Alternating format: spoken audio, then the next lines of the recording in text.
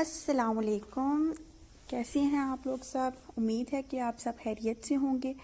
آج کی ہماری ریسیپی ہے کلیجی۔ تو سب سے پہلے میں نے کلیجی کو اچھی طرح سے کاٹ لیا ہے کفتہ سٹائل میں۔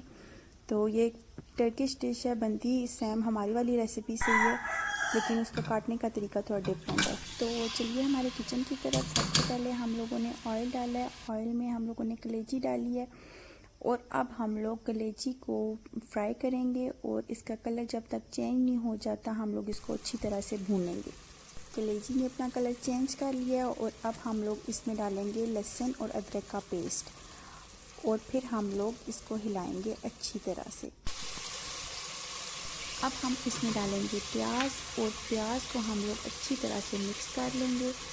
اور جیسے کہ آپ لوگوں نے دیکھ لیا کہ میں نے کلیجی کو بھی ڈفرینٹ طریقے سے کاٹا ہے، اور اسی طرح میں نے پیاز کو بھی لمبا لمبا کاٹا ہے۔ اب پیاز ڈالنے کے بعد ہم لوگ اس میں شامل کریں گے ٹماٹر، اور ٹماٹر بھی ہم لوگوں نے 4 عدد لیے ہیں، اور اس کو بھی ہم لوگوں نے اچھی طرح سے مکس کر لینا ہے۔ کلیجی کو ہم لوگ جتنا زیادہ بھونیں گے اس کا ٹیسٹ اتنا ہی اچھا ہوگا، اور اتنی ہی نرم کلیجی بنے گی۔ اب اس میں ہم لوگ مرچیں ایڈ کریں گے۔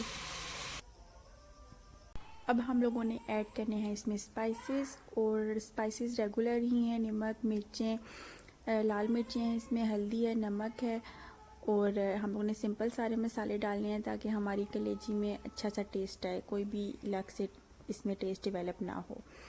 اور اس کے بعد ہم لوگوں نے اس میں پانی ڈال دینا ہے 1 کپ، اور اس کو دم دے دینا ہے ہم لوگوں نے تقریباً 5 یا 7 منٹ کے لیے۔